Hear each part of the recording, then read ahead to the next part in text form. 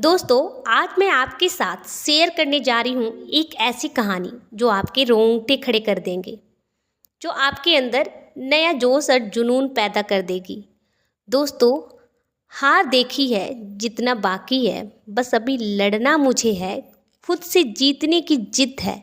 मुझे किसी को नहीं, खुद को ही हराना है। नहीं हूँ मैं इस दुनिया की भीड़ में, मेरे अंदर ही बसा एक जमाना है। दोस्तों, यदि इस दुनिया में कुछ भी पाना है तो आपको जिद्दी बनना पड़ेगा। ऐसे ही एक जिद्दी लड़के की कहानी जिसका नाम था विराट। वो पिछले 3-4 सालों से अपने शहर में होने वाली मैराथन में हिस्सा लेता था, लेकिन कभी भी उसने अपनी रेस पूरी नहीं की थी। लेकिन इस बार वो बहुत एक्साइटेड था, क्योंकि पिछले 3-4 महीनों से वह रोज़ सुबह उठकर दौड़ने की प्रैक्टिस कर रहा था और उसे अपने आप पर पूरा भरोसा था कि वह इस साल की मैराथन रेस ज़रूर पूरी कर लेगा। देखते ही देखते मैराथन का वो दिन भी आ गया और सभी लोग एक जगह एकत्रित हुए।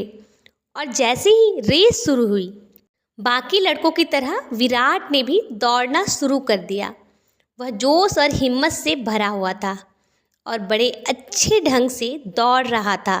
लेकिन आधी रेस पूरी करने के बाद विराट बिल्कुल थक सा गया और उसके मन में आया कि बस अब वहीं बैठ जाए।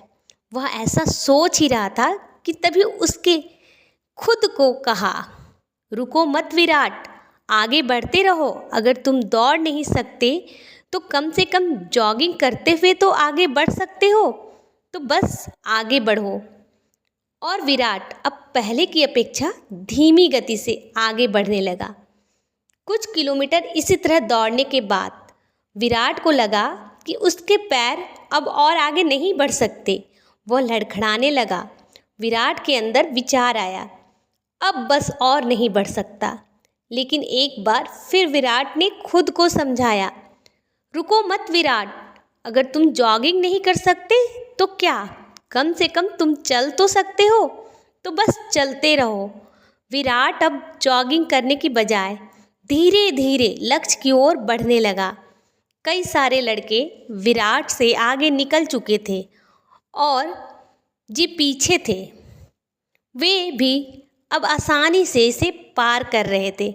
विराट उन्हें आगे जाने देने के अलावा कुछ नहीं कर सकता था। चलते चलते विराट को फिनिशिंग पॉइंट दिखने लगा, लेकिन तभी वह अचानक से लड़खड़ाने कर गिर पड़ा।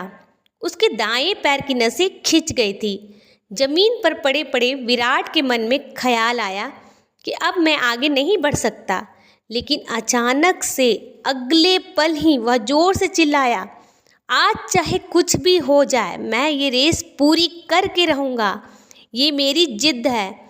माना मैं चल नहीं सकता, लेकिन लड़खड़ाते ही सही, लेकिन इस रेस को पूरी जरूर करूँगा। विराट ने साहस दिखाया और एक बार फिर दर्द सहते हुए आगे बढ़ने लगा। और इस बार वह तब तक बढ़ता रहा जब तक उसने फिनिशिंग लाइन पार नहीं कर ली। और फिनिशिंग लाइन पार करते ही वह जमीन पर लेट गया। उसके आंखों से आंसू निकलने लगे। विराट ने रेस पूरी कर ली थी। उसके चेहरे पर इतनी खुशी और मन में इतनी संतुष्टि कभी नहीं आई थी। आज विराट ने अपनी चलते रहने की जिद के कारण न सिर्फ एक रेस पूरी की थी, बल्कि ज़िंदगी की बाकी रेसों के लिए भी खुद को तैयार कर लिया था। तो दोस्तों, चलते रहने की जिद हमें किसी भी मंजिल तक पहुंचा सकती है। मुश्किलों के आने पर हार मत मानिए। ना चाहते हुए भी कई बार कंडीशन ऐसी हो जाती है कि आप बहुत कुछ नहीं कर सकते, पर ऐसी कंडीशन को कुछ भी ना करने का बहाने मत बनाइए। घर में मेहमान हैं, आप 6 घंटे नहीं पढ़ सकते तो कोई बात नहीं, 2 घंटे तो पढ़िए। बारिश हो रही है, मान लीजिए आप 20 कस्टमर से नहीं मिल सकते, कम से कम 4-5 कस्टमर से तो मिलिए। एकदम से रुकिए मत, थोड़ा थोड़ा ही सही आगे तो बढ़ते रहिए। जब आप ऐसा करेंगे तो विराट की तरह आप भी अपनी ज़िंदगी की रेस ज़रूर पूरी कर पाएंगे और अपने अंदर उस खुशी, उस संतुष्टि को महसूस कर पाएंगे जो सिर्फ चलते रहने की जिद से आती है। दोस्तों, ये चलते रहने की जिद आपको कैसी लगी, हमें कमेंट में ज़रूर बताइए। और दोस्तों, जहाँ भी पॉसिबल हो व्हाट्सएप, फेसबुक पर अपने दोस्तों और फैमिली के साथ शेयर करिए। दोस्तों, चलते रहने की जिद को देखने के लिए मेरी तरफ से आपको धन्यवाद।